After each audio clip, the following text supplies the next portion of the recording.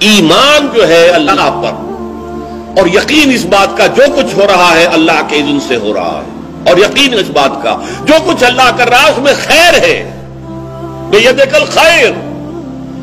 چاہے مجھے ایک بات ابھی ناگوار گزری ہے، مجھے تکلیف پہنچی ہے، اللہ کے اسکیم میں the higher level scheme of things, divine scheme of things کے اندر اس میں کوئی نہ کوئی خیر ہے، تم جانتے نہیں۔ اس کو کھولا گیا۔ پہلی بات تو یہ ہے کہ تمہیں خوشی ملے، راحت ملے، مسرت ملے، یا کوئی غم ہو یا رنج ہو یا دکھ ہو، دونوں حالتیں برابر ہیں، اس لیے کہ دونوں میں آزمائش ہے۔ کبھی وہ دے کر آزماتا ہے، کبھی چھین کر آزماتا۔ دے کر آزماتا ہے، شکر کرتا ہے کہ نہیں، چھین کر آزماتا ہے، صبر کرتا ہے یا نہیں۔ عارف جو انسان ہوگا، اللہ کو پہچاننے اور جاننے والا، وہ چٹان کے مانند ہوگا، ہوا ادھر سے آئے یا ادھر سے آئے اسے کچھ نہیں کہے گا، اچھی بات آئے بری آئے کوئی پرواہ نہیں، اسے اللہ کی طرف سے۔ ما اصاب من مصیبت فی الارض ولا فی انفسکم الا فی کتاب من قبل ان نبرأها۔ یہ مضمون ہم بڑی تفصیل سے پڑھ چکے ہیں سورۃ تغابن میں، وہاں فرمایا تھا دوسرے رکوع کی پہلی آیت، ما اصاب من مصیبت الا باذن اللہ، کوئی مصیبت کوئی تکلیف کوئی پڑھنے والی نہیں پڑتی مگر اللہ کے اذن سے۔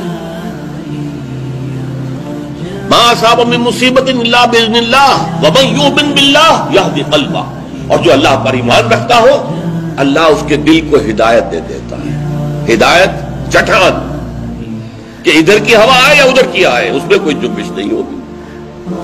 جتنا انسان دیکھیے ایک ہوتا ہے فوری طور پر ایک ریفلیکس ایکشن کی حد تک متاثر ہو جانا، یہ تو ہوگا۔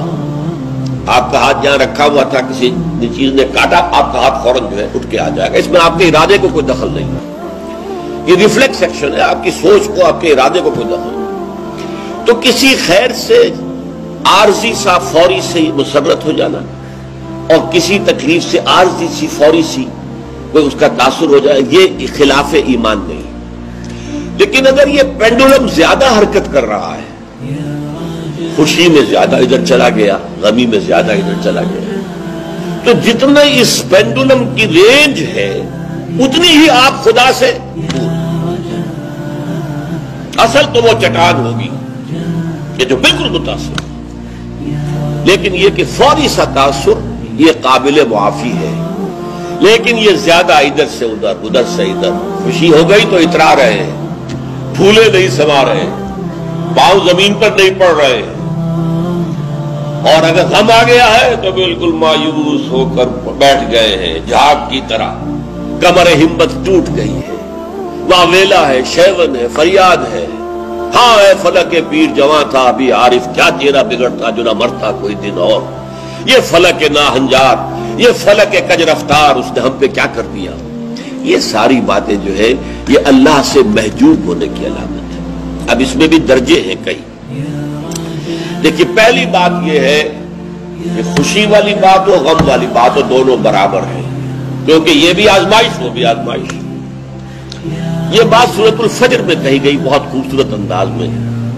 اللہ تعالیٰ نے انسان کی تھر دلے پن کی شکایت کرتے ہوئے، شکوہ کرتے ہوئے فَأَمَّا الْإِنسَانُ إِذَا مَا ابْتَلَاهُ رَبُّهُ فَأَكْرَمَهُ وَنَعَمَهُ فَيَقُولُ رَبِّي أَكْرَمَنِ۔ اس انسان کا حال عجیب ہے جب اس کا رب اسے آزماتا ہے اور عزت دیتا ہے، نعمتیں دیتا ہے، تو کہتا ہے میرے رب نے مجھے بڑی عزت دے دی۔ وَأَمَّا إِذَا مَا ابْتَلَاهُ فَقَدَرَ عَلَيْهِ رِزْقَهُ، اور جب اللہ آزماتا ہے اسے اور اس کی روزی تنگ کر دیتا ہے، فَيَقُولُ رَبِّي أَهَانَنِ، یہ کہتا ہے رب نے مجھے ذلیل کر دیا۔ کلا، ہرگز نہیں۔ اب یہاں دیکھیے سوچئے اس نے کیا غلط بات کہی، عزت دی تو اللہ نے دی اور ذلت آئی تو اللہ کی طرف منسوب کر رہا۔ اس نے کسی بت، کسی دیوی، کسی دیوتا کا ذکر تو نہیں کیا نا، وہ مشرک تو نہیں ہے، پھر کیوں اس میں تنقید کیوں ہو رہی ہے؟ وَأَمَّا الْإِنسَانُ إِذَا مَا ابْتَلَاهُ رَبُّهُ فَأَكْرَمَهُ وَنَعَمَهُ فَيَقُولُ رَبِّي أَكْرَمَنِ وَأَمَّا إِذَا مَا ابْتَلَاهُ فَقَدَرَ عَلَيْهِ رِزْقَهُ فَيَقُولُ رَبِّي أَهَانَنِ۔ کلا، کیا مطلب؟ یہ دونوں ابتلاءات ہیں، وہ بھی ابتلا ہے یہ بھی ابتلا ہے، وہ چھین کر بھی آزما رہا ہے، دے کر بھی آزما رہا ہے، یہ تو آزمائش ہے، دونوں برابر ہیں۔ لیکن اس سے اگلا مرحلہ اور ہے۔ عام طور پر ہم یہ سمجھتے ہیں کہ تکلیف والی آزمائش سخت ہے اور خوشی اور مسرت اور نعمتوں والی آزمائش جو ہے یہ ہلکی آزمائش ہے، آسان ہے۔ معاملہ اس کے برعکس ہے۔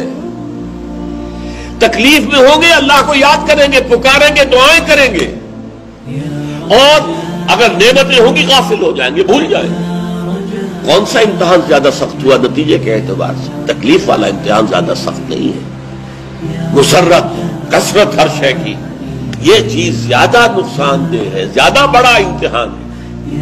اس لیے خلق قرآن کے مسئلے پر جب وہ مار ماری گئی تھی امام احمد ابن حنبل رحمۃ اللہ علیہ کو، کہ جس کے بارے میں کہا جاتا ہے کہ اگر وہ مار کسی ہاتھی کو ماری جاتی تو وہ بھی چیخ اٹھتی، اس وقت ان کی آنکھوں میں کبھی آنسو نہیں آئے۔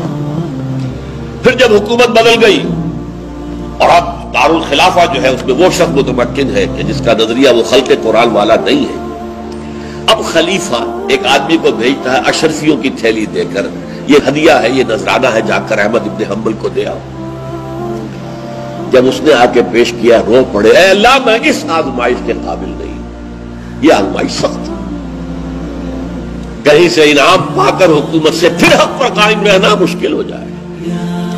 یہ ہے وہ صورتحال۔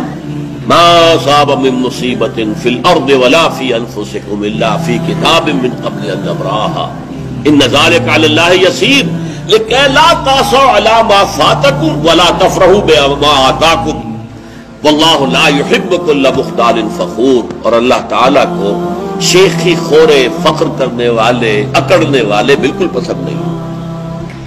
الذین یبخلون ویامرون الناس بالبخل، جو اس حجاب میں آ جاتے ہیں وہ بخل کریں گے۔